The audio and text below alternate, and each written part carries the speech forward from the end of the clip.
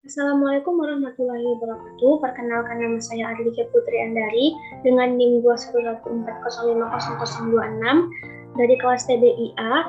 Tujuan saya membuat video hari ini untuk menyelesaikan ujian akhir semester pada mata kuliah Administrasi Pendidikan dengan dosen pengampu Dr. Hasnawati MPD. Pada hari ini saya akan membahas mengenai sistem penjaminan mutu pendidikan atau yang disingkat dengan SPMP sebagai acuan mutu pendidikan.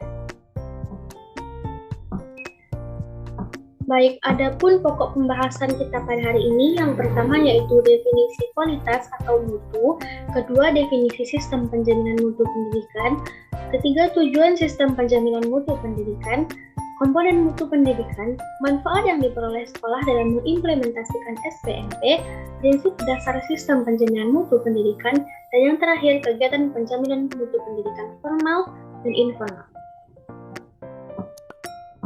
Sebelum kita mengetahui apa itu SPMP, kita perlu mengetahui dulu pengertian dari kualitas atau mutu. Menurut Kamus Besar Bahasa Indonesia, kualitas atau mutu adalah ukuran baik buruk suatu benda, keadaan, taraf atau derajat, kepandaian, kecerdasan, dan sebagainya. Menurut Philip Crosby, kualitas adalah kesesuaian dengan diisyaratkan. Menurut Gotts dan Davis, kualitas merupakan suatu kondisi dinamis yang berhubungan dengan produk, layanan yang memenuhi harapan. Dan yang terakhir, menurut M. Suyanto, kualitas merupakan seberapa baik sebuah produk sesuai dengan kebutuhan spesifik pelanggan. Kualitas meliputi kinerja, kesesuaian, daya tahan, dan keandalan. Setelah kita mengetahui apa itu kualitas, maka selanjutnya kita akan mengetahui apa itu sistem penjaminan mutu pendidikan. Menurut Permendiknas nomor 63 tahun 2009 menyebutkan bahwa penjaminan mutu pendidikan adalah kegiatan sistematik dan terpadu oleh satuan atau program pendidikan, penyelenggara satuan atau program pendidikan, pemerintah daerah, pemerintah, dan masyarakat untuk menaikkan tingkat kecerdasan kehidupan bangsa melalui pendidikan. Mutu pendidikan didefinisikan sebagai tingkat kecerdasan kehidupan bangsa yang dapat diraih dari penerapan sistem pendidikan nasional. Kemudian, jika suatu kegiatan sudah berlangsung, tentunya memiliki tujuan. Jadi apa saja tujuan sistem penjaminan mutu pendidikan ini? Yang pertama, sebagai acuan dalam memetakan mutu pengelolaan pendidikan.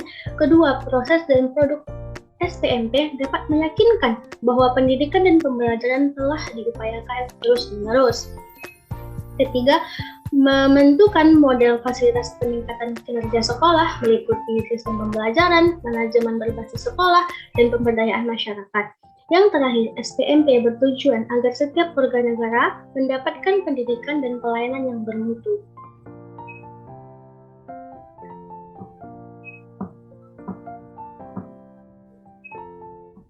Selanjutnya, yaitu komponen mutu pendidikan. Ada 5 komponen. Yang pertama, kesiapan dan motivasi siswa. Kedua, kemampuan guru profesional. 3, kurikulum meliputi relevansi isi dan operasional.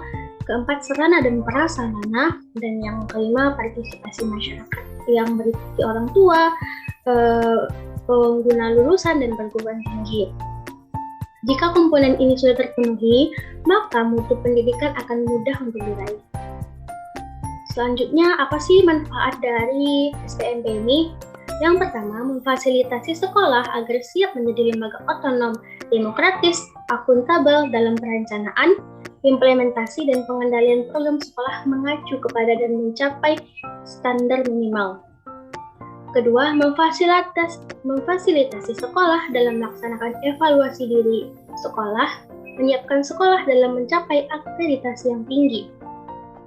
Kemudian, meningkatkan mutu layanan pembelajaran, profil belajar mengajar yang efektif, kreatif, dan menyenangkan peserta didik.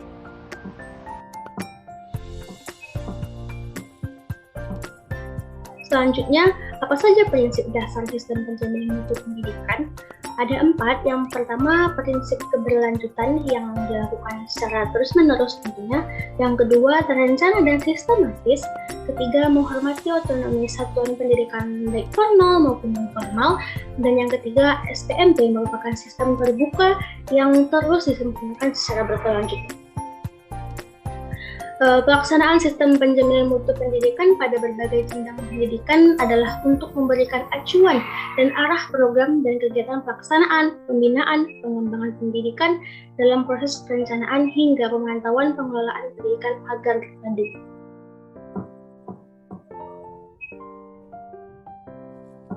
Selanjutnya, kegiatan penjaminan mutu pendidikan di lingkungan pendidikan formal terdiri atas penetapan regulasi penjaminan mutu pendidikan oleh pemerintah provinsi, dan pemerintah kabupaten.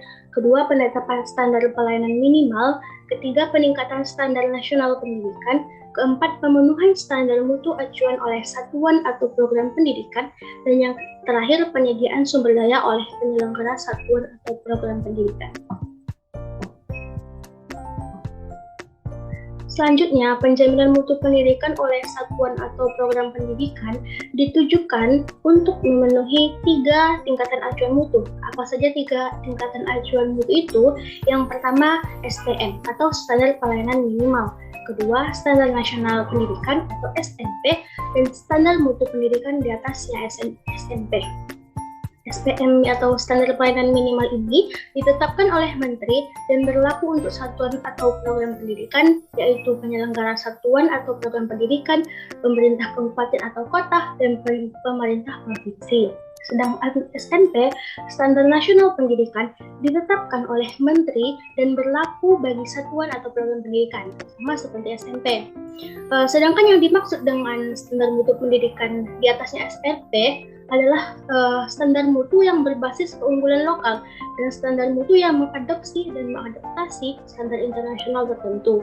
Makanya letaknya berada di atas SMP.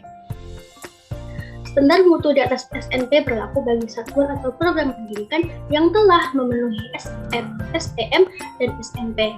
Standar mutu di atas SMP yang berbasis keunggulan lokal dapat dirintis pemenuhannya oleh satuan pendidikan yang telah memenuhi SPM dan sedang dalam proses memenuhi SMP. Baiklah, kesimpulan dari materi yang saya sampaikan adalah pengukuran tercapaian standar mutu acuan dilakukan melalui audit kinerja, akreditasi, dan sertifikasi. Audit kinerja itu dilakukan dengan cara monitoring. Sedangkan akreditasi yaitu dilakukan secara eksternal oleh badan akreditasi. Sedangkan sertifikasi itu bukti formal yang diberikan kepada pendidik yang diakui sebagai tenaga pendidik yang profesional dengan dibuktikan sertifikasi pendidik. Sedangkan penjaminan mutu pendidikan informal dilakukan oleh masyarakat. Masyarakat dapat melakukan upaya penjaminan mutu pendidikan informal secara perorangan, kelompok, maupun kelembagaan. Baiklah, sekianlah penyampaian materi dari saya. Lebih dan kurangnya saya mohon maaf. Wabillahi taufiq wal hidayah. Assalamualaikum warahmatullahi wabarakatuh.